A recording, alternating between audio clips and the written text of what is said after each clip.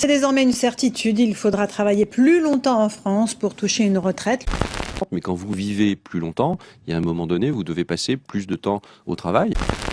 Si on arrive à une vie de 100 ans, on ne va pas continuer à avoir la retraite à 60 ans. Il va bien falloir que d'une manière ou d'une autre, ça s'ajuste. Donc dans beaucoup de pays, c'est la voie qui est choisie. Selon le journal Le Monde, le Conseil d'orientation des retraites devrait annoncer 2600 milliards d'euros de déficit cumulé en 2050 s'il n'y a pas de réforme.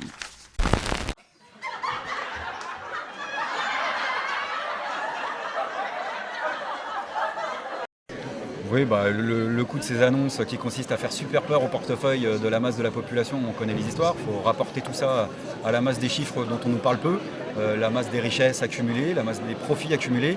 En l'occurrence, pour financer le système de retraite, même dans le scénario le plus catastrophique dont parle le Conseil d'orientation des retraites, il faudrait 3% du PIB en 2050.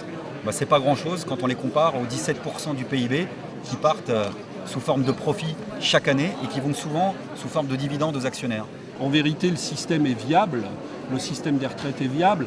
Ce qui est en train de le plomber en ce moment, c'est la crise et les licenciements, les pertes d'emploi, la pression sur les salaires.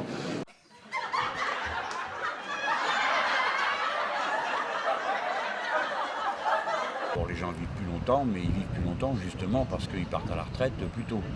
Et si on les fait partir plus tard, que se produira-t-il? Eh bien, ils seront dans les années difficiles de la vie, parce qu'à partir de 63 ans, la maladie est plus fréquente dans l'existence. Et donc, ils mourront plus tôt. Je suis au regret de produire un argument pareil, mais celui qu'on produit est tellement absurde et tellement ridicule qu'il mérite quand même qu'on s'en moque. La France, exsangue, détruite, sortie de l'occupation, après la Seconde Guerre mondiale, a été capable de penser, de porter, de construire et de partager la retraite par répartition. Et celle-ci, plus de 60 ans après, avec des gains de productivité qui ont augmenté de plusieurs centaines de pourcents, une production industrielle dont la productivité a été multipliée par plusieurs milliers, serait dans une situation où elle devrait dire « There is no alternative, travailler plus pour gagner moins ». Il est nécessaire que nous ayons une discussion sur l'alternative que nous proposons. Parce que la réponse à un discours unique qui consiste à imposer l'idée qu'il n'y aurait d'autres solutions que l'allongement de la durée de cotisation et que la hausse de l'âge de départ à la retraite, c'est de dire quelles sont les alternatives et quelles sont les solutions que nous proposons. Et bien sûr que la retraite doit faire partie des temps de vie et qu'il est inacceptable que le discours qui consiste à dire « nous vivons plus longtemps, nous devons travailler plus longtemps » soit un discours admis spontanément. Le vrai combat, il est sur le partage des richesses.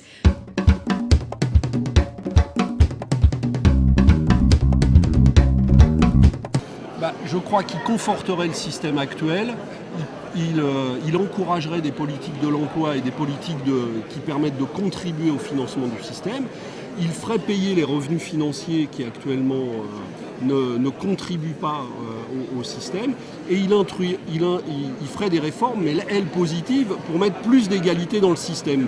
D'abord, il augmenterait les cotisations de manière à mettre à niveau les comptes. Et on pourrait sans doute aussi élargir l'assiette des prélèvements en l'étendant aux revenus financiers. Je pense en particulier que si on taxait les revenus de l'intéressement d'une part et d'autre part les stocks options, par exemple, ça fait rien que ça 6 milliards de plus par année. Mais il faut bien dire une chose à tout le monde, la clé de cette affaire, c'est le plein emploi. Parce que plus il y a de monde qui travaille, plus il y a de cotisants et l'équilibre des comptes revient de cette manière. Ce que je dis est prouvé par nos résultats en 2002 et en 2001 où les comptes étaient d'équilibre parce qu'il y avait un retour à l'emploi. Donc il faut travailler dans cette direction, augmenter la part de la main-d'œuvre active. Par exemple, d'abord en ayant une politique d'emploi, c'est-à-dire de travail, il y a du travail socialement utile. Deuxièmement, en augmentant la part des femmes qui sont au travail, il n'y a pas de raison qu'il y en ait 14 points de moins que d'hommes. Et troisièmement, en équilibrant la possibilité pour chacun de cotiser au régime de retraite, je pense en particulier aux plus jeunes et aux étudiants, car c'est l'intérêt du pays que les gens étudient le plus et obtiennent les qualifications les plus élevées. Alors c'est pas juste de dire que du coup, ils vont être pénalisés au moment de leur retraite. Voilà.